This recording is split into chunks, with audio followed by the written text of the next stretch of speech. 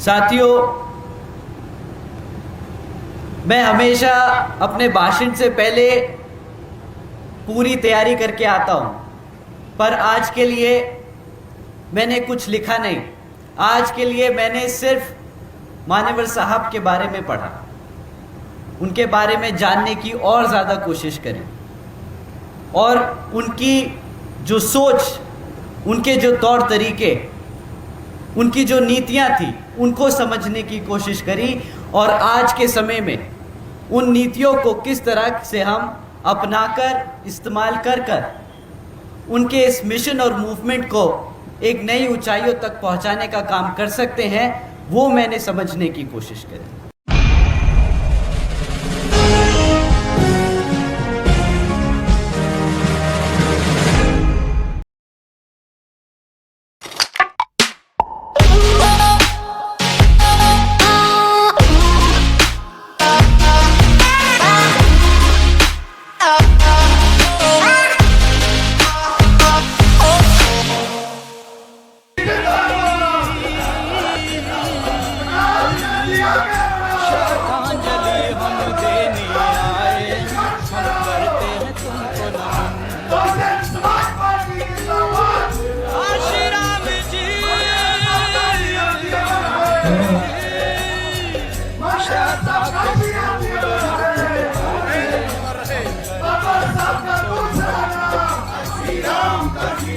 जय भीम।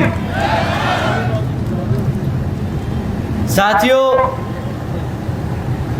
सबसे पहले मैं अपने सभी संतों, गुरुओं, महापुरुषों को, जिसमें खासकर महात्मा ज्योतिबा फूले, छत्रपति शाहू जी महाराज, नारायण गुरु, पेरियार रामास्वामी जी, बाबा साहब डॉक्टर भीमराव अंबेडकर जी को नमन करता हूं।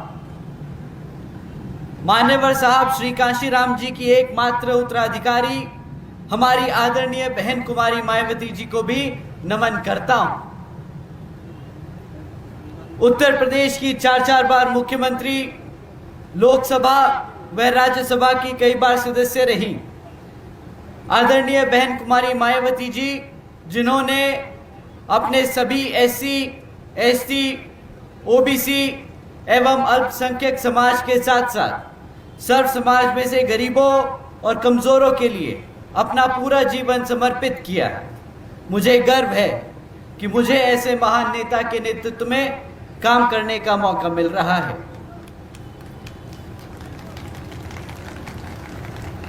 मैं आदरणीय बहन कुमारी मायावती जी का हार्दिक अभिनंदन और आभार व्यक्त करता हूं।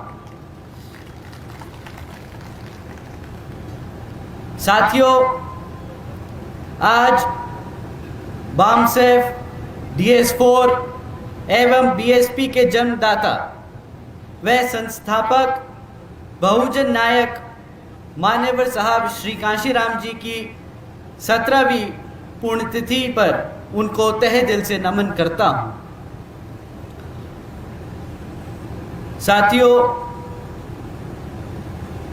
मैं हमेशा अपने भाषण से पहले पूरी तैयारी करके आता हूं, पर आज के लिए मैंने कुछ लिखा नहीं। आज के लिए मैंने सिर्फ मान्यवर साहब के बारे में पढ़ा, उनके बारे में जानने की और ज़्यादा कोशिश करी और उनकी जो सोच, उनके जो तौर तरीके, उनकी जो नीतियां थी, उनको समझने की कोशिश करी और आज के समय में उन नीतियों को किस तरह से हम अपनाकर, इस्तेमाल कर उनके इस मिशन और मूवमेंट को एक नई ऊंचाइयों तक पहुंचाने का काम कर सकते हैं, वो मैंने समझने की कोशिश करी। साथियों, मुझे जानकर हैरानी हुई कि जब मान्यवर साहब छोटे थे तो उनको पहले एक सरकारी स्कूल में उनका दाखिला कराया गया और वहाँ पे उन्होंने पहली बार ये जातिवाद, ये कास्टिज्म फेस किया कि जब छोटी जात जिसे कहते हैं SC, ST, OBC, उनके लिए पीने का पानी, पीने का घड़ा अलग था और ऊंची जातों का अलग था। मान्यवर साहब ने शायद पहली बार वो जातिवादी मानसिकता जो समाज में इस कदर थी, उन्होंने वो पहली बार फेस करी। परंतु जैसे जैसे उनका एजुकेशन करियर बढ़ता चला गया, वो इन चीज़ों से थोड़ा सा दूर होते गए। मान्यवर साहब कभी राजनीति में आना नहीं चाहते थे, ये मैंने सुना। परंतु जब वो DRDO में एक साइंटिस्ट की पोजीशन पे थे, तो उनके ऑफिस में ज्योतिबा फूले जी की जयंती पर जो छुट्टी दी जाती थी वो कैंसिल कर दी गई, और उसके लिए उनके साथियों ने आवाज़ उठाई, जिसके चलते वो छुट्टी रिस्टोर कर दी गई। परंतु इस इंसिडेंट ने मान्यवर साहब को एक राजनीतिक रास्ते पे ले आए कि जो आज भारत में बाबा साहब के बाद दूसरे सबसे बड़े दलितों के, शोषितों, वंचितों के सबसे बड़े नेता और मसीहा बन गए। साथियों, वो शख्सियत जिसने अपना पूरा जीवन, अपना पूरा परिवार इस बहुजन समाज के लिए त्याग दिया, आज हम उनके कुछ दिए हुए नारों को समझने की कोशिश करेंगे और उनको एक युवा के नज़रिए से एक 2023 में शायद समझाने की मैं कोशिश करूंगा। साथियों, मान्यवर साहब ने अपना पूरा जीवन, अपना पूरा राजनीतिक जीवन इस बाबा साहब की दी हुई लाइनों पर आधार किया। बाबा साहब ने कहा, शिक्षित बनो, संगठित बनो व संघर्ष करो। बाबा साहब ने ये लाइन दी, और मान्यवर साहब आप सब जानते हैं एक साइंटिस्ट की पोजीशन पे थे। उन्होंने पहले देश के कोने कोने में साइकिल से चलकर हमारे सोती हुई कौम को जगाने का काम किया। उन्होंने पहले तो बाबा साहब और हमारे महापुरुषों के बारे में बताने का काम किया। तो पहले तो उन्होंने ऐसे शिक्षित किया, उसके बाद जब उन्होंने इस कौम को हमारे महापुरुषों के बारे में बताया, उनके संघर्षों के बारे में बताया, मान्यवर साहब ने फिर संगठित करने का काम किया। उन्होंने DS4 और बामसेब बनाने का काम किया, जिसके तहत उन्होंने सर्व समाज में से गरीबों, कमज़ोरों, दलितों, पिछड़ों को संगठित करने का काम किया। और उसके बाद जब हमारी कौम, हमारी समाज संगठित होने लगा, तो उसको एक राजनीतिक ताकत देने के लिए BSP की स्थापना करी। तो साथियों, इसी क्रम में उन्होंने अपनी कौम को और जागरूक करने के लिए एक किताब लिखी थी, चमचा युग। आज 2023 में उस किताब की उतनी ही अहमियत है जितनी उन्होंने जब पहली बार लिख के रिलीज करी थी तब थी। आज चमचों की शक्ल और अकल दोनों बदल गई है। पहले चमचे इस कदर हुआ करते थे कि वो दलित, पिछड़े समाज से नेता तो बनते थे, पर कांग्रेस और बीजेपी जैसी पार्टियों में नेता रहते थे, और उनके इशारों पर हमारे समाज का उत्पीड़न और उनके वोट की खरीद फरोख्ती करते थे। परंतु आज वही चमचे थोड़े से स्मार्ट हो गए हैं, और वो भी अब नीला झंडा लेके घूमते हैं। वो भी आजकल बाबा साहब के नारे लगाते हैं, मान्यवर साहब के नारे लगाते हैं। हमें इन्हीं बेरूपियों से समझ के और संभल के रहना होगा। वो आएंगे, बातें करेंगे और आपको बहलाने की कोशिश करेंगे। वो जानते हैं कि अगर मान्यवर के सिखाए तैयार किए हुए सिपाही BSP से अलग हो जाएं, तो ये बहुजन समाज कभी अपने पैरों पर नहीं खड़ा हो पाएगा, और यही उनकी वो साजिश है। तो साथियों, जो चमचा युग एक युवा आज की युवा के नज़र से देखे, तो वो बहरूपियों की तरह नीले झंडे के बैनर के नीचे ही बैठा है। हमें उनसे बेहद सतर्क रहना होगा। साथियों, इसी क्रम में काशीराम जी ने, मान्यवर साहब श्री काशीराम जी ने एक नारा दिया, जिसकी जितनी संख्या भारी उसकी उतनी हिस्सेदारी। मैं एक बार और दोहराऊंगा, इस बार ये आप दोहराएंगे, जिसकी जितनी संख्या भारी उसकी इतनी हिस्सेदारी।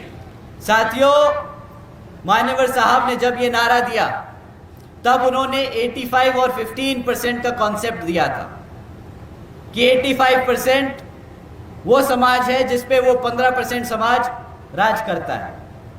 परंतु साथियों, जैसे जैसे हम आज आगे बढ़ते चले गए, बीएसपी ने अपनी 4 बार सरकार बनाई यूपी में, उसके बाद ये संख्या आज की डेट में 2023 में अगर एक युवा की नज़र से देखे तो 95 और 5% रह गई है।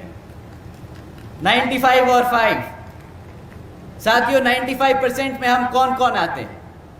दलित, पिछड़ा वर्ग, ओबीसी, अल्पसंख्यक समाज। अब इसके साथ साथ अपर कास्ट में से गरीब, कमज़ोर और दबे कुचले सारे लोग अब बहुजन समाज के हिस्सा हो चुके हैं। और साथियों, वो 5% में वो मनुवादी सोच रखने वाले बाहुबली जो पीढ़ियों से राज करते आए हैं हमारे समाज पर, वो 5% में आके आज शामिल हो चुके हैं। तो मान्यवर साहब का ये नारा कि जिसकी जितनी संख्या भारी उसकी उतनी हिस्सेदारी आज भी उतनी ही अहमियत रखता है जितनी तब रखता था जब मान्यवर साहब ने पहली बार ये नारा दिया था। तो साथियों, इसी नारे को याद करते हुए हमें आज के ज़माने में समझना होगा कि किस तरह हम भाईचारे के आधार पर सर्व समाज में से कमज़ोरों, गरीबों और पिछड़े समाज को अपने बहुजन समाज में जोड़कर आगे बढ़ने का काम करें, ताकि आने वाले लोकसभा आम चुनाव में हम यहाँ पर राजनीतिक ताकत बनकर अपने सर्व समाज में से कमज़ोरों, गरीबों और पिछड़े समाजों का उत्थान और उनकी मदद कर सकें। साथियों, दूसरा नारा जो मान्यवर साहब ने दिया, जो हमें आज बहुत दिल से छूता है, मान्यवर साहब ने कहा, वोट से लेंगे सीएम पीएम, आरक्षण से लेंगे एसपी डीएम। एक बार आप मेरे साथ दोहराइएगा, वोट से लेंगे सीएम पीएम, आरक्षण से लेंगे एसपी डीएम। साथियों, आपका 1 वोट 1 मैन 1 वोट का जो अधिकार है वो बाबा साहब ने दिया, और उसका सही फायदा, उसकी अहमियत मान्यवर साहब ने हमें दिलाई। मान्यवर साहब ने कहा कि भाई, तुम्हारा 1 वोट, तुम एक शख्स हो, तुम्हारा 1 वोट, एक वोट उतना महत्वपूर्ण है कि जिससे तुम अपनी खुद की सरकार बना सकते हो, तुम खुद राजा और शासक बन सकते हो।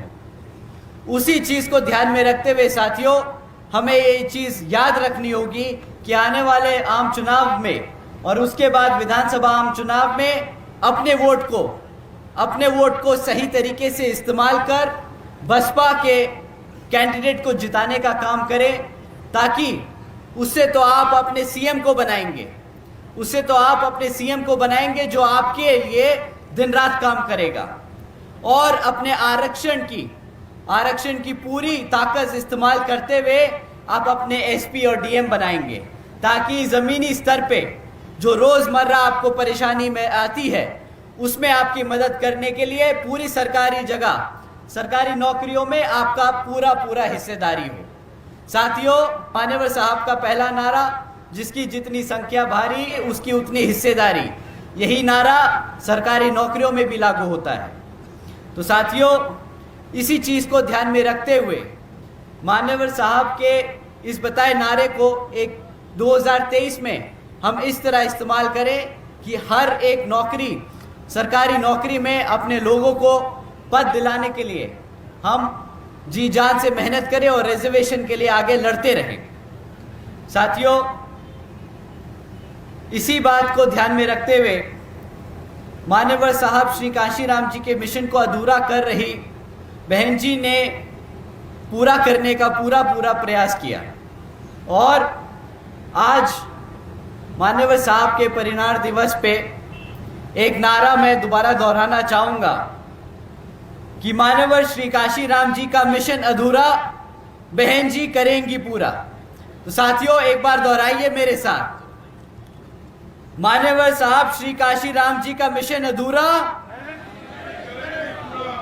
मान्यवर साहब श्री काशीराम जी का मिशन अधूरा। साथियों इस नारे से हमने 2023 में स्पेशली युवा साथियों ने ये ठाना है कि बहन जी के इस मिशन में, मान्यवर साहब के मिशन को पूरा करने के लिए जो बहन जी अपना दिन रात एक कर रही हैं, अब हमारे युवा साथी भी अपना कमर कस के इस मिशन में पूरा साथ देंगे और बहन जी का हाथ मजबूत करने की पूरी कोशिश करेंगे। तो साथियों यहाँ बैठे जितने भी युवा साथी हैं, एक बार जोर से नारा लगाएं, जय भीम। यहाँ तो सबने जय भीम जय भारत कर दिया, यहाँ पे सभी युवा हैं। मैंने दिल से युवा नहीं कहा, उम्र से युवा कहा। मुझे मालूम है कि आप सब दिल से आज भी उतने ही युवा हैं जितने छोटी उम्र के आपके बच्चे हैं। तो एक बार युवा साथी जय भीम। साथियों इन्हीं कुछ कामों के ध्यान में रखकर बहन जी ने कई बार मान्यवर साहब श्री काशीराम जी के कामों को, उनके संघर्ष को ध्यान में रखते हुए कि मान्यवर साहब श्री काशीराम जी को भारत रत्न की उपाधि से सम्मानित करने के लिए कई बार मांग रखी है। और हम आज ये मांग दोबारा दोहराते हैं कि भारत के प्रधानमंत्री जी को, इस समाज के मसीहा को भारत रत्न की उपाधि से सम्मानित करने की दोबारा से विचार करना चाहिए और उनको सम्मानित करना चाहिए। ये बीएसपी की मांग।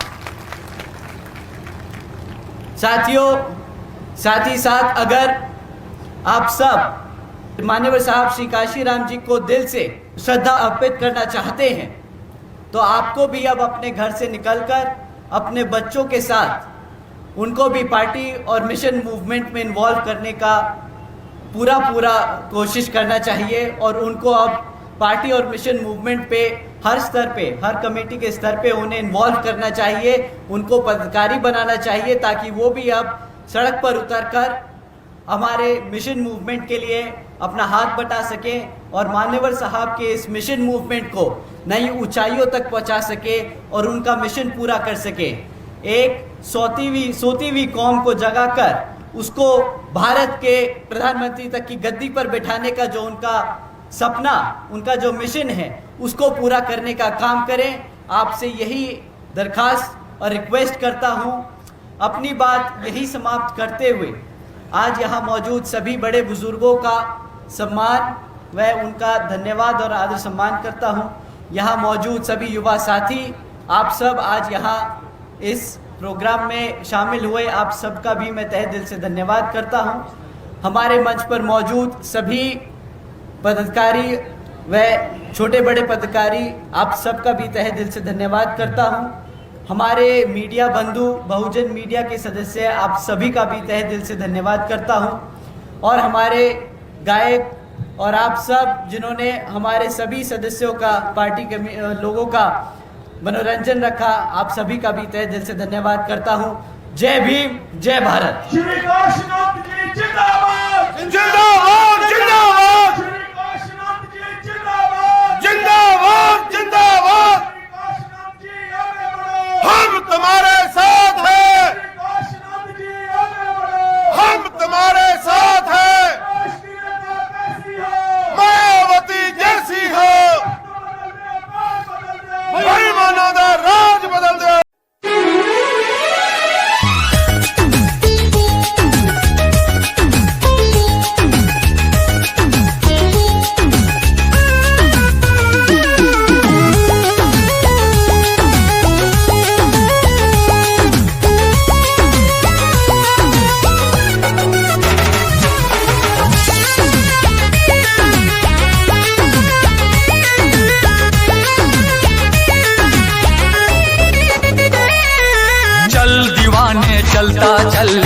चलता चल तू चलता चल।